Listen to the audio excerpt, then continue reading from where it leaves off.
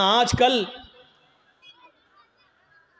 सियासी लीडरों की लड़कियां कहाँ नारा लगाएंगे अल्लाहू अकबर। वो तो वक्त के धारे में बहते हैं, वो तो हिंदू लोगों का वोट लेने के लिए मंदिर में टीका भी लगवा लेंगे। वो तो मूर्ति के सामने भी खड़े हो जाएंगे क्योंकि हमें इनका वोट चाहिए।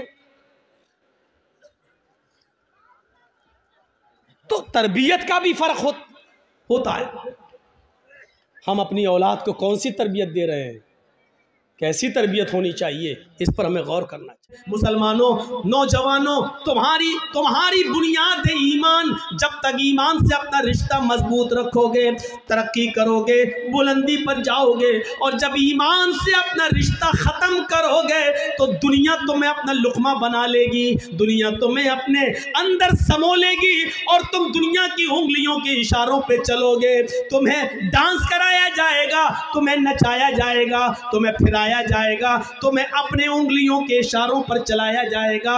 इसलिए तुम्हें चलना पड़ेगा क्योंकि तुमने अपनी बुनियाद से अपना रिश्ता खत्म कर लिया है, तुमने अपनी बुनियाद से अपना रिश्ता तोड़ लिया है। अगर चाहते हो तरक्की करें, अगर चाहते हो कि बुलंदी पर जाएं, अगर चाहते हो कि हुकूमत मिले, सरदारी मिले, तो तुम्हें ईमान के साथ अपना रिश्ता मजबूत करना होगा, अपनी बुनियाद के साथ अपना ताल्लुक जोड़ना होगा। मैं इस चीज को बहादुरी नहीं मानता हूं। चंद लड़कों के बीच में एक लड़की जाती है और चेहरा खोली हुई है, लेकिन बस ऊपर से पर्दा डाले हुए है और लोगों के बीच में जाकर अल्लाहू अकबर का नारा लगा देती है। थोड़ी देर के लिए शाबाशी मिल जाएगी, थोड़े देर के लिए जज्बाती मुसलमान जज्बात में बह जाएंगे और उस लड़की की आवाज में आवाज मिलाकर फिर कलकत्ता में भी एहतिजाज होगा, कर्नाटक में भी एहतिजाज होगा, बम्बई में भी एहतिजाज होगा। लेकिन हम इस एहतिजाज को सही नहीं मानते हैं। सही तो हम तब मानते जब एक लड़की हिजाब में गई और उसके हिजाब को उतरवाने की कोशिश की जा रही है, उसके हिजाब को उतरवाया जा रहा है। उसके इस हिजाब के उतरवाने की कैफियत को देखकर हम जितने भी मुसलमान हैं और जितने भी मुसलमान बहनें और माएँ और बेटियां हैं, इनको इतना गुस्सा आ जाना चाहिए कि अब हमारे जिस्म से इन कमबख्तों ने हिजाब उतरवाने का प्लान बनाया है। आज से हम हिजाब जिद में पहनकर जाएंगे, हम अपने घरों से हिजाब की हिफाजत करेंगे। देखें कौन है जो हमसे हमारा हिजाब नोच सके और उठा सके। अगर उस लड़की के हिम्मत और बहादुरी और हौसले को सलाम कहना था तो इन तमाम औरतों को उस दिन के बाद से हिजाब पहनना शुरू कर देना चाहिए था। अगर ये सारी हिंदुस्तान की औरतें हिजाब पहनना शुरू कर दें, बुर्का ओढ़ना शुरू कर दें, चेहरा छिपाना शुरू कर दें, देख लीजिए डिबेट कितनी जल्दी बंद हो जाएगी और फिर कोई आदमी हिजाब पर फिर पाबंदी नहीं लगाएगा, क्योंकि वो जान जाएगा कि अब मुसलमान एक जख्मी शेर की तरह है। इसकी एक औरत से अगर हिजाब उतरवाया तो ये सारी की सारी औरतें हिजाब पहनने वाली बन जाती हैं। तो इसलिए इसको छेड़ो ही मत। ये होना ये चाहिए था, लेकिन हुआ ये कि हम एहतिजाज कर रहे हैं और चुनाव के बाद 10 मार्च के बाद ये एहतिजाज बंद हो जाएगा। क्यों? क्योंकि इसको चुनाव के लिए लाया जाता है और ये बार बार उठेगा और जब भी चुनाव आएगा इस तरीके के मुद्दे उठेंगे, क्योंकि इससे हिंदू और मुसलमान दोनों का ध्रुवीकरण किया जाता है। हम इस साजिश को नहीं समझ पाते हैं। हमारे अंदर ईमान कितना है ये हमें अंदाज़ा लगाना चाहिए। आपने एक पतंग को देखा होगा, पतंग उड़ती है, क्यों उड़ती है? हमने उस पतंग को उड़ाया, आगे बढ़ी, हमने ढील दी, वो और आगे बढ़ी, हमने और ढील दी, हल्का सा इशारा किया, फिर ढील दी, वो और आगे बढ़ी। हवा उसको बुलंदी पर ले जा रही है। वो पतंग बुलंदी पर क्यों पहुंची? कौन लेके गया? हवा। लेकिन थोड़ी देर के बाद आप देखते हैं दूसरी पतंग आती है और इस पतंग की डोर को काट देती है, इसके धागे को, मांझे को काट देती है। मैं कहता हूं हवा तो वही है जो अब उस जो अभी उस पतंग को ऊपर लेके जा रही थी, लेकिन जब उस पतंग की डोर कटती है तो फिर हवा उस पतंग को ऊपर लेकर क्यों नहीं जाती? अभी पतंग ऊपर लेकर जा रही थी, लेकिन अभी हवा उस पतंग को ऊपर लेके जा रही थी, लेकिन जब पतंग की डोर कटती है तो फिर वो हवा उस पतंग को ऊपर नहीं ले जाती है, बल्कि उसको जमीन पर आना पड़ता है। वही पतंग जो अभी ऊपर उड़ रही थी, अब डोर से रिश्ता तोड़ती है तो वो हिचकोले खाते हुए, जंपिंग करते हुए, कूला मंडियां खाते हुए वो जमीन पर गिरती है। और जमीन पर भी फिर वही हाल होता है। छोरे लड़के, अनपढ़ लड़के, मोहल्ले के अंदर जिनको स्कूलों कॉलेजों में जाने की फुर्सत ना हो, ऐसे छिछोरे लड़के उस पतंग के ऊपर टूट पड़ते हैं और उसकी छीना झपटी करके उसके टुकड़े टुकड़े कर देते हैं। ये पतंग जो आसमान की बुलंदी को छू रही थी, इसलिए क्योंकि वो अपनी बुनियाद से जुड़ी हुई थी, अपनी डोर से रिश्ता मजबूत की हुई थी, बुलंदी पर जा रही थी। लेकिन जब उसकी डोर को, उसके धागे को काट दिया गया, उसके बुनियाद को तोड़ दिया गया, तो फिर वो पतंग फिर एक बालिश भी ऊपर नहीं जा सकी। फिर वो कुला मंडियां खाते हुए, जंपिंग करते हुए जमीन की ऊपर आती है, जमीन पर आती है और गिरती है और जमीन पर बैठे हुए लड़के उस पतंग को फाड़ देते हैं, लूट लेते हैं। एक पतंग पर 20 लड़के गिर पड़ते हैं कि हमें मिल जाए, हमें मिल जाए, और छीना झपटी में उस पतंग के पर खच्चे उड़ जाते हैं। वो पतंग जमीन पर क्यों आई? पतंग का डोर से कटकर जमीन पे गिरना हमें ये मैसेज दे रहा है कि पतंग ने अपनी डोर से अपना रिश्ता तोड़ लिया है। जब इसने अपनी बुनियाद से रिश्ता, कनेक्शन खत्म कर लिया है, तो अब बुलंदी नहीं मिलेगी, आसमान की ऊंचाई नहीं मिलेगी। अब बुनियाद से रिश्ता खत्म करने के बाद जमीन पर आना पड़ेगा। जिल्लत उसका मस्कन बनेगी, जिल्लत उसका मुकद्दर बनेगी। अब वो बुलंदी बुलंदी पर नहीं जा सकती है, क्योंकि बुनियाद से उसने अपना रिश्ता तोड़ा है। मुसलमानों, जब तक तुम कुरान से, ईमान से अपने रिश्ते को मजबूत रखोगे, बुलंदी करोगे, अल्लाह की कसम ऊपर जाओगे, अल्लाह की कसम इज्जत मिलेगी। वो भेड़ों बकरियों को चराने वालों को इज्जत किसने दी है? इसी कुरान ने दी है। वो उमर जो कभी कोई गुस्सा बर्दाश्त नहीं करते थे, वो उमर जो जनाब मोहम्मद रसूलुल्लाह सल्लल्लाहु अलैहि वसल्लम की गर्दन भी उड़ाने के लिए निकले थे, उस उमर को 22 लाख मुरब्बा मील का हुक्मरान किसने बनाया? उस उमर को इतनी बड़ी जमीन की मिल्कियत किसने अता फरमाई है? इतना बड़ा बादशाह, इतना बड़ा हाकिम किसने बनाया है? 22 लाख मुरब्बा मील पर हुकूमत किसने की? हजरत उमर ने।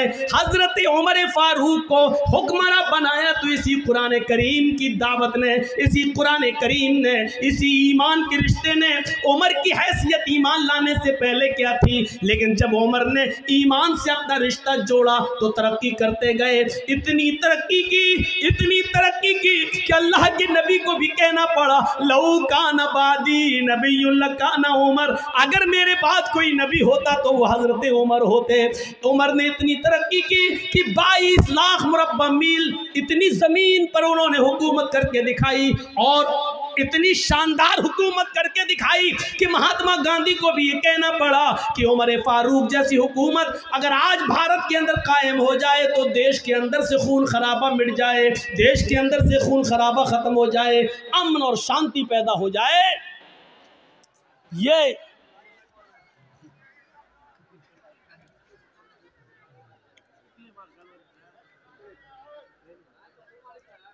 ये हमारे ईमान का हाल है। छोड़ दी, कोई बात नहीं, छोड़ दी।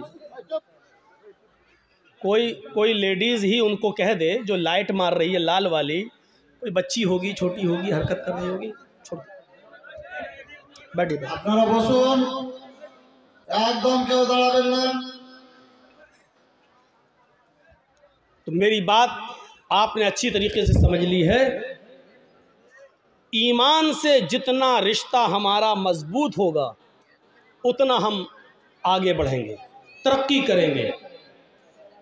इन मिसालों से अब हम समझ गए हैं कि हम जलील क्यों हैं, हम रुस्वा क्यों हैं, बदनाम क्यों हैं।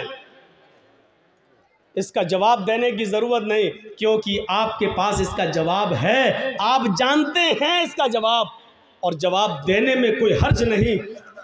इसकी वजह यह है कि हमारी बुनियाद कमज़ोर है, हमने अपनी बुनियाद से अपना रिश्ता मजबूत नहीं किया। एक और मिसाल देता हूँ। ईमान जिसके अंदर, यानी हमारी बुनियाद जिसके अंदर जितनी मजबूत होगी, उसके अंदर उतना ही अल्लाह का डर होगा, और लोगों का डर उसके अंदर बिल्कुल नहीं होगा। जो जितना ज़्यादा जिसके अंदर ईमान होगा, वो उतना ही ज़्यादा अल्लाह से डरेगा और लोगों से उतना ही ज़्यादा बेखौफ होगा। कभी आपने देखा है, एक मिसाल पर गौर कीजिए, अभी थाने से एक पुलिस वाला आपके बस्ती में आ जाए, उसको मुखबिरी मिले कि फ़लाँ जगह शराब वराब पी जाती है, और वो आ जाए, उसके हाथ में ना लाठी हो, ना डंडा हो, ना पिस्टल हो, ना बंदूक हो, लेकिन वर्दी में आया हो, और आप जानते हैं कि ये मेरे थाने का पुलिस है, तो आप ईमानदारी के साथ बताइए कि अकेला पुलिस वाला है, इसके बावजूद पूरा मोहल्ला, पूरा गांव उसके सामने ऐसे भीगी बिल्ली के तरह खड़ा रहेगा। साहब यहाँ सुना है कि शराब पी जाती? नहीं साहब, आपने गलत सुना है, समझ लो। अगर मुझे पता चला और कोई पकड़ा गया तो वह अच्छा नहीं होगा, कानूनी कार्रवाई की जाएगी।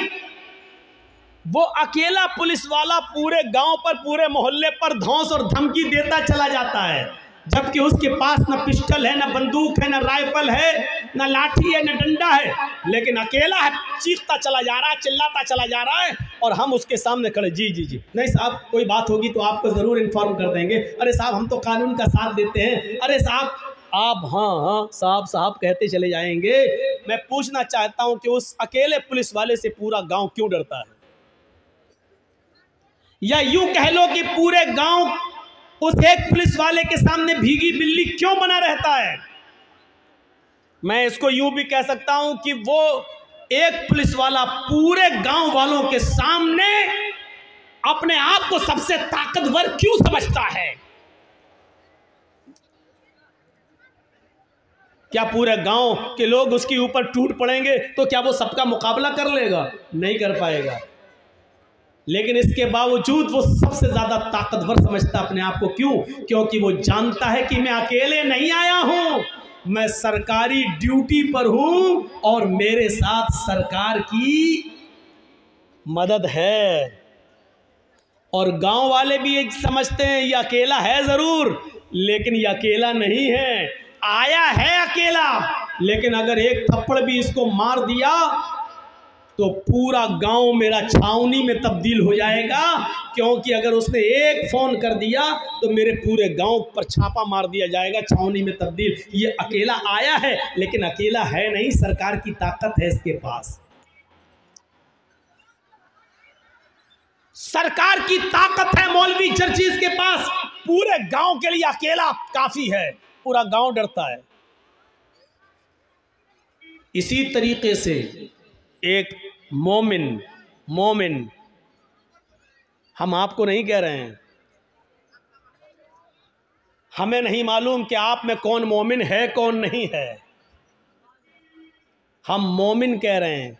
ईमान की इतनी देर तक जो हमने बहस की है और बताया है, उस रोशनी में मोमिन, जो मोमिन होगा वो उसी तरीके से किसी से डरेगा नहीं, उसके साथ आप चाहे कुछ कर डालिए वो डरेगा नहीं, क्योंकि वो जानता है कि मैं अकेले नहीं हूँ, ईमान की ताकत है मेरे साथ, अल्लाह है मेरे साथ। जिसके अंदर जितना होगा ईमान, वो उतना ही निडर होगा, लोगों से नहीं डरेगा, सिर्फ अल्लाह से डरेगा। क्योंकि एक पुलिस वाला अकेले जब नहीं डरता, ऐसे ही एक अकेला सच्चा मोमिन भी किसी से नहीं डरता, क्योंकि वो जानता है कि मेरे पास ईमान की ताकत है।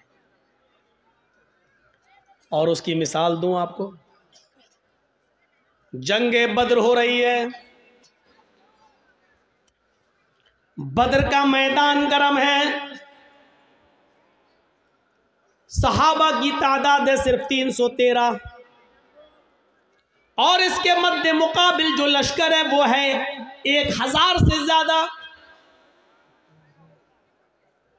आपको यह भी बता दूं कि उन 1000 लश्कर के पास, काफिरों के पास तीर भी हैं, तलवारें भी हैं, ढाल भी है, नेजा भी है, घोड़े भी हैं।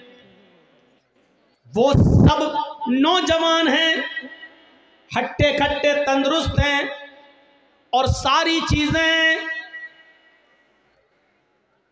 आलाते हर्ब, जंग का हर सामान है उनके पास। और उनके मुकाबले में कितने हैं? 313। और ये 313 कौन है? जवान, बूढ़े और कुछ बच्चे जब मिलाए गए और इनकी गिनती तब जाकर होती है 313। और इन 313 लोगों के पास, इन 313 सहाबा के पास सिर्फ 2 घोड़े हैं। आलाते हर्ब का हाल यह है कि किसी के पास तीर है लेकिन छोड़ने के लिए कमान नहीं है, किसी के पास कमान है लेकिन छोड़ने के लिए तीर नहीं है, किसी के पास तलवार है लेकिन काफिरों के हमले से बचने के लिए ढाल नहीं है। वो तलवार चलाए लेकिन काफिर जब उस पर हमला करे तो अपना बचाव किससे करे? उसके पास ढाल नहीं है। अगर किसी के पास ढाल है तो चलाने के लिए तलवार नहीं है। फिर भी जंग है, लड़ रहे हैं। जरा आपने गौर किया है, ये कोई मुकाबला था कि एक तरफ 1000 से ज्यादा और एक तरफ 313। एक सहाबी के ऊपर 3 से ज्यादा लोग, और इसके पास एक चीज है तो दूसरी नहीं, और उनके पास सब कुछ है। कौन सी चीज है जो इन 313 सहाबा को उनके सामने लाकर खड़ा कर रही है और उनसे लड़ने पर मजबूर कर रही है? ये कौन सी चीज है? बताने की जरूरत नहीं, ये वही ईमान है। ये उसी ईमान की ताकत है। और ऐसी कंडीशन में अल्लाह के नबी सल्लल्लाहु अलैहि वसल्लम का सर सजदे में है जमीन पर। बद्र के मैदान में एक जानिब आपने अपनी पेशानी कच्ची जमीन पर रख दी है और सजदे में गिरे हुए हैं और ये दुआ कर रहे हैं सजदे में, अल्लाहुम्मा ला तुहलिक हाज़िहिल असाबा इन तहलिक हाज़िहिल असाबा लन तुअबद बअदल यौमि क़त्तु। ऐ अल्लाह, ये मुट्ठी भर जमात, ये मेरे चंद सहाबा, ये 10 साल मक्के की जिंदगी में मेरे दावत और तबलीग का नतीजा मदीना आने के बाद इन्होंने मजबूर किया है। ये मेरी 10 साल की, मैं 13 साल की, ये मेरी मक्के की मेहनत। आए मेरे परवरदिगार, मेरी 13 साल मक्के की मेहनत के बाद ये 313 लोग इस्लाम लाए हैं। यही मेरी जमा है, यही मेरी पूंजी है, यही मेरा सरमाया है, यही 13 साल की मेहनत का नतीजा है जो मैंने निचोड़ कर तेरे सामने पेश कर दिया। इलाहुल आलमीन, अगर ये 313 मुसलमान आज हलाक हो गए, मुझ पर ईमान लाने वाले मिट गए, ये 313 अगर आज खत्म हो गए, इन 313 को अगर आज बर्बाद कर दिया गया, इनको काफिरों ने अपने हमले में शिकस्त दे दी, अगर आज ये इस दुनिया से मिट गए, लन तुअबद बअदल यौम, ऐ अल्लाह आज के बाद फिर कभी तेरी इबादत इस रूए जमीन पर नहीं होगी। आज के बाद फिर कोई अल्लाह अल्लाह कहने वाला न होगा। आज के बाद फिर इस जमीन पर कभी सजदा न किया जाएगा। अल्लाहु अकबर की निदा आज के बाद नहीं आएगी। ऐ अल्लाह, अगर तू चाहता है कि कयामत की सुबह तक तेरा नाम तेरा दीन बाकी रहे तो इन 313 मुसलमानों की हिफाजत फरमा। ये मेरी 13 साल की मेहनत का नतीजा है, आए अल्लाह तू इनकी हिफाजत फरमा। ये नबी की उस वक्त की दुआ भी थी जो सजदे में आपने पढ़ी थी। सजदे में अकेले और तन्हा सजदे में हम भी दुआ करते हैं, कुछ नहीं होता। या रब्बी या रब्बी या रब्बी, अल्लाह मुझे ये दे, मुझे ये दे, मुझे ये दे। ऊपर से आवाज आती है मेरे बंदे मैं तुझे क्या दूं? मांग तो तू ये रहा है, लेकिन दूं तो कैसे दूं? मतअमुहु हराम, जो खाना खाकर आया है वो हराम है। व मशरबु हराम, जो पीकर आया है वो भी हराम का है। व मलबसहु हराम, जो कपड़ा पहन के आया है वो भी हराम की कमाई का है। वग़ुज़िया बिल हराम, तेरे जिस्म में जो खून दौड़ रहा है वो हराम कमाई खा खा कर उसी का बना हुआ खून तेरे जिस्म में दौड़ रहा है। फ़अन्ना युस्तजाबु लिज़ालिक, ओ मेरे बंदे मैं तेरी दुआ सुनूं तो कहाँ से सुनूं? तू पूरा का पूरा नापाक है। खाना तेरा नापाक, कपड़ा नापाक, पानी नापाक, बदन में जो खून दौड़ रहा है वो नजिस व नापाक। आए मेरे बंदे मैं तेरी दुआ सुनूं तो कहाँ से सुनूं? अल्लाह सुनता नहीं है, ऐसे सुन लेगा अल्लाह? 13 साल की मेहनत के बाद का अल्लाह ये 313 बर्बाद हो गए। तो कभी इस रुए जमीन पर तेरी इबादत नहीं होगी, अल्लाह अल्लाह कोई नहीं कहेगा। ईमान का जज्बा देखिए, क्या था ईमान। 1000 से लड़ रहे। इमाम अहमद इब्न हम्बल के पास एक औरत आती है, गौर करके देखिए इस औरत के सवाल के बाद हमारी हैसियत क्या रह जाती है, जरा तसव्वुर कीजिए।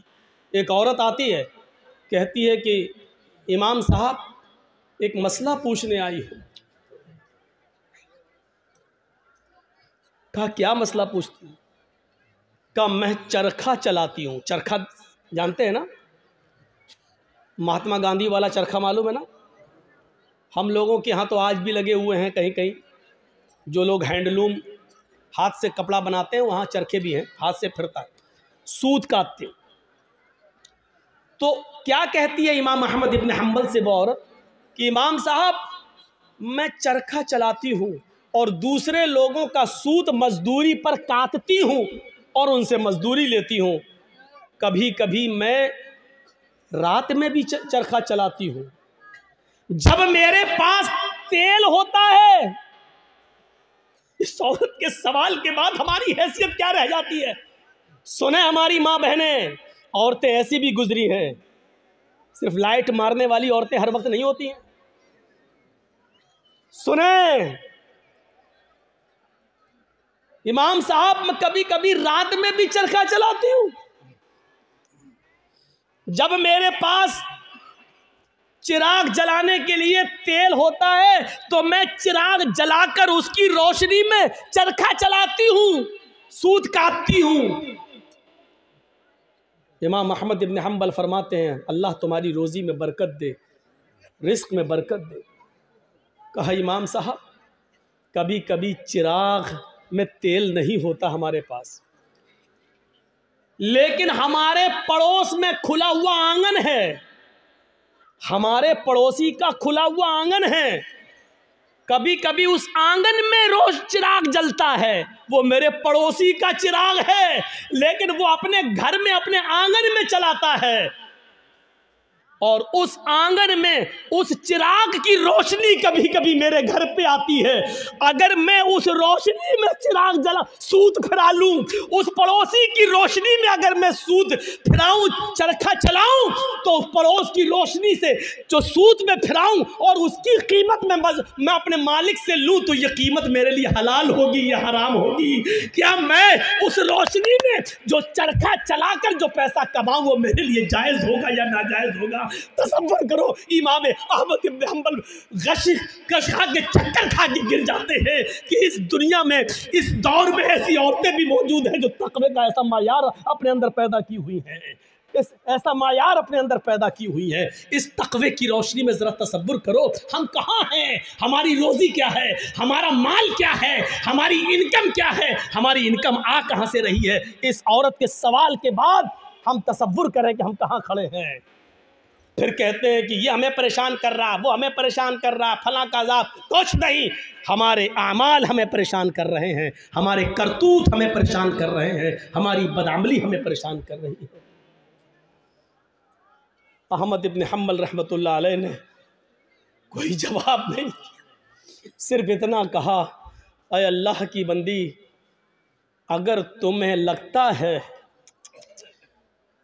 तुम उससे मांगने तो नहीं गई हो, तुमने चोरी तो नहीं की है, अगर उसके आंगन में रोशनी जल रही है और वो तुम्हारे आंगन में आ रही है, तो मेरे हिसाब से, इमाम अहमद इब्न हम्बल ने कहा, उस रोशनी में, चिराग की उस रोशनी में अगर तुम सूत काट लेती हो तो मेरे हिसाब से कोई गलत तो नहीं है, लेकिन फिर भी अगर तुम परहेज़ करो और बचो तो ये तुम्हारे लिए ज़्यादा बेहतर है।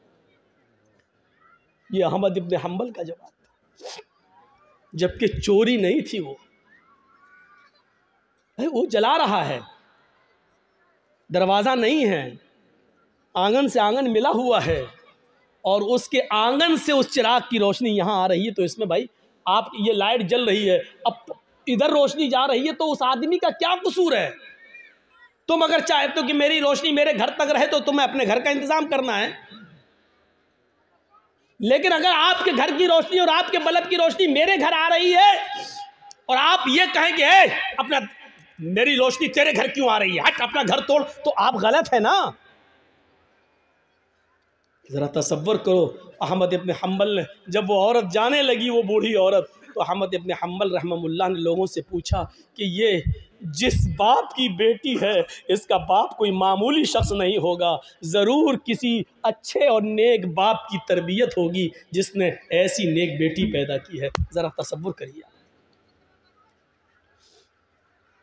नबी अकरम की दुआ इसलिए कबूल हुई क्योंकि आप सरापा रिज़्क़ हलाल इस्तेमाल करते थे। सहाबा की इसलिए मदद हुई उस जंग बदर में क्योंकि किसी सहाबी ने माले हराम को अपना लुक़मा नहीं बनाया। मेरे भाइयों, 1000 का लश्कर फिर मग़लूब होता है और 313 सहाबा को फतह होती है।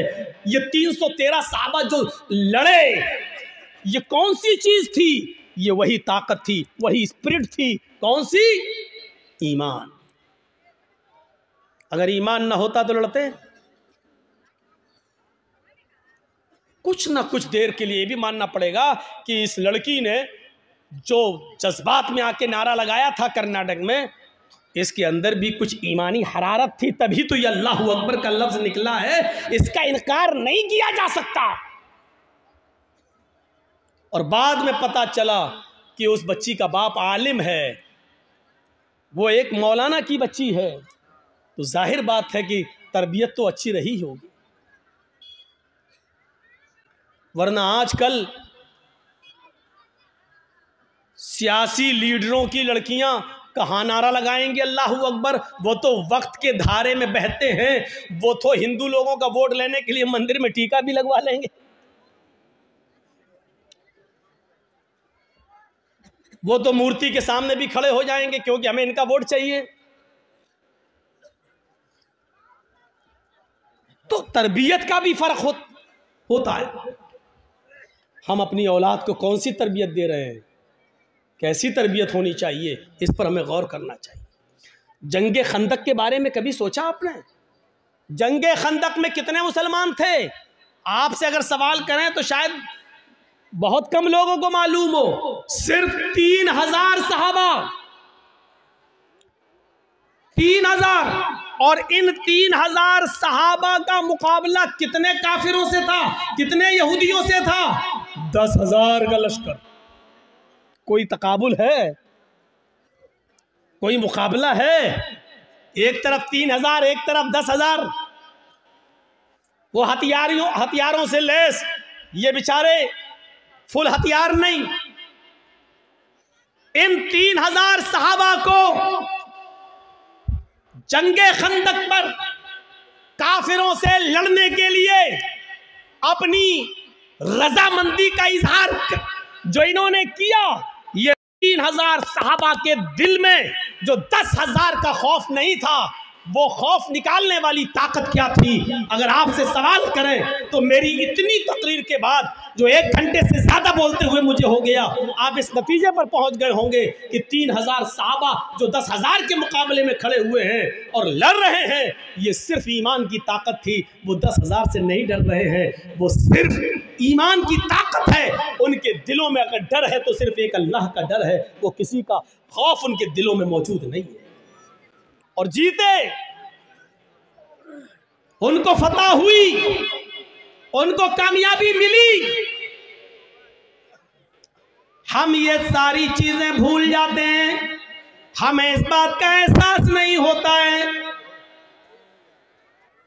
तो भैया जल्दी निकल जाओ, बताओ ये कहाँ जा रहा होगा? इसकी तो शादी भी नहीं हुई है, कहाँ भाग रहा है?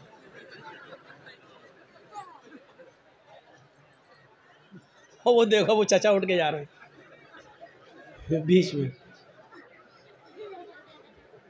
बीच में जब कोई उड़ता है तो मुझे पता नहीं क्यों इतना डर लगता है। एक बार हैदराबाद में प्रोग्राम कर रहा था ना, तो बीच में एक आदमी उठ गया, तो मुझे पता नहीं उड़ा, पेशाब करता, सीधे आया, मेरा माइक पकड़ के और माइक फेंक दिया उठा के। और फिर उसके बाद अंडे चले, टमाटर चले, जूते चले, चप्पल चली। तो उस दिन से एक दहशत तो होती है ना, फिर बीच में उठ रहा कि फिर कोई खड़ा ना हो जाए। तो वो उस दिन से ये है बस भाई, जिसको उठना हुआ करे वो पीछे बैठा करे, जब चाहे तब निकल जाए। जो आदमी आगे बैठते हैं उनको मालूम है ना उनको कितनी बार पेशाब आता है, ज़्यादा आता तो पीछे बैठो। और मेरी तकरीर हो रही है, पता नहीं पेशाब क्यों नहीं रोक पाते हैं आप लोग तो दिल की धड़कनें रोक लेते हैं। एक बार डॉक्टर के पास गया, डॉक्टर मेरा, हमने कहा डॉक्टर साहब ज़रा वो देख लीजिए मेरा पल्स। बोला नहीं नहीं नहीं, तुम्हारा तो हाई होगा। हमने कहा अरे देख लीजिए डॉक्टर साहब, उसके बाद दवा। लेकिन आप, मैं मान नहीं सकता, हमें वो थर्मामीटर लगाने की ज़रूरत ही नहीं है, आपका पल्स देखना ही नहीं है, आपका वो क्या बोलते हैं उसको, बीपी, तो आपका हाई होगा, कुछ बड़ा ही होगा, नीचे नहीं हो सकता है। मैंने कहा डॉक्टर साहब सुन पड़ रहे हैं, हाथ पैर जरा कपकपी सी हो रही है। कहता कि जब आपकी तकलीफ सुन के हम लोगों के लेवल हाई हो जाते हैं, हम लोगों का बीपी हाई हो जाता है, तो आपका कैसे लो हो सकता है? उसने चेक नहीं किया, अल्लाह की कसम चेक नहीं किया, ऐसी दवा दी। बोला आपका नहीं करेंगे, हमें कसम है हम भी नहीं करेंगे आपका, और नहीं किया। पता नहीं, वो देखो बेचारे, देखो अब क्या करेंगे घर जाकर। अच्छा, जितना बोलते हैं उतना और लोग उठते हैं। थोड़ी देर बैठ जाओ भाई, थोड़ी देर बैठ जाओ। अब उनको क्या बोले हम, याद दिला देते हैं ना। वो चचा जा रहे हैं बेचारे, अब तो चची के लायक भी नहीं, फिर भी जा रहे हैं। क्या करेंगे जाके। अच्छा चलिए, अब आप लोग जाग गए हैं, थोड़ी बहुत नींद आ रही होगी, उसका गलबा ख़त्म हो गया है। सुनिए, तो अब आप अंदाज़ा लगाइए, वो खंदक 10,000 का मुकाबला 3,000 से, और जीते। क्या चीज़ थी? वही अल्लाह का खौफ, वही अल्लाह का डर। जैसे एक पुलिस वाले में ये ताकत होती कि वो अकेला नहीं, सरकार की ताकत है उसके पास, ऐसी जो पक्का सच्चा मोमिन है वो डरता नहीं है। अल्लाह की ताकत है उसके पास, ईमान है उसके पास, ईमान की ताकत है उसके पास, उसको खौफ नहीं होता है, वो लड़ता है, आमादा हो जाता है। ये वाक़या सुनाया है, लेकिन फिर भी आपको सुना देता हूँ। सुमैया रज़ी अल्लाह ताला अन्हा का क्या मैटर था? अबू जहल के सामने खड़ी है, तबक़ात के अल्फाज है, इब्ने साद ने नकल किया है कि उसने सुमैया के कपड़े तक फाड़ दिए, फिर भी कहती है नहीं अल्लाह एक है। अबू जहल ने नेज़ा लिया, नेज़ा, तबक़ात के अल्फाज, वो नेज़ा उसकी शर्मगाह में दाखिल कर दिया। सुनना बहुत आसान है, लेकिन एक हल्की सी खरोंच हम बर्दाश्त नहीं कर सकते हैं, उसकी तो शर्मगाह में नेज़ा, इधर से डाला उस तरफ निकाल दिया, और हाथ पीछे से बंधे हो, वो नेज़ा पकड़ के निकाल भी नहीं सकती हो। और ऐसी कंडीशन में भी देखिए ईमान की ताकत क्या, वो ये नहीं कह रही अल्लाह मेरी हिफाजत फरमा, अल्लाह मुझे बचा ले इस दुश्मन से, ये नहीं कह रही है। उसकी जबान से जो जुमले निकलते हैं वो जुमले ये, या रब्बी सब्बित कदमी अला दीनिक, ऐ अल्लाह इसकी दी हुई सजाओं पर मेरे कदमों को साबित रखना, मेरे ईमान पर, कहीं इसकी सजाएं मुझसे मेरा ईमान न छीन ले। जान जा रही जाए, रूह निकलती निकल जाए, लेकिन ईमान, मेरी आखिरी हालत में ईमान न निकल जाए। कहीं ऐसा ना हो कि इसकी दी हुई तकलीफें मैं झुक जाऊं और इसकी बात मान लूं और ईमान से हाथ धो बैठूं, ऐसा ना हो कहीं। सब्बित कदमी अला दीनिक, ऐ अल्लाह अपने दीन पर, अपने इस ईमान पर मेरे दिल को साबित कदम रखना, मेरे कदम को साबित रखना, मैं बहकने न पाऊं, ईमान मुझसे न छीन लिया जाए। ये दुआ उसके मुंह से निकलती है। हम लोग तो जलसा ख़त्म होने के बाद कहते हैं अल्लाह जब तक ज़िंदा रखना ईमान पर, इस्लाम पे रखना, और जब ख़ात्मा हो तो ईमान पर हमारा ख़ात्मा फरमाना। हो गई तकरीर, ख़त्म, जाओ। अब 1 साल के बाद जब जर्जी साहब आएंगे तब तक आप इस्लाम पे अमल करेंगे, कोई मर गया तो वो ईमान पर उसका खात्मा हुआ। हमने सब कुछ दुआओं को ही समझ लिया है। सहाबा किराम सब कुछ करने के बाद दुआ करते थे। अल्लाह के रसूल पहले अल्लाह पर भरोसा किए, 313 लोगों को निकाल के लाए। 313 सहाबा ने अपनी ज़िंदगी अपनी हथेली पर रख ली, सर पे कफन बांध लिया कि अब घर लौट के नहीं जाना है। 1000 का लश्कर सामने, अब अल्लाह के नबी दुआ कर रहे हैं कि अल्लाह अगर ये 313 मिट गए तो कभी जिंदगी में तेरा नाम लेने वाला कोई नहीं होगा। अब ये तू सोच ले, ऐ मेरे परवरदिगार इनको ज़िंदा रखना है या नहीं। अगर तुझे अपनी इबादत बाकी रखना है तो हमारी हिफाजत फरमा, अगर अपनी इबादत बाकी नहीं रखना है तो हम मरते हैं मर जाएं, कोई परवाह नहीं। मेरे भाइयों तसव्वुर करो,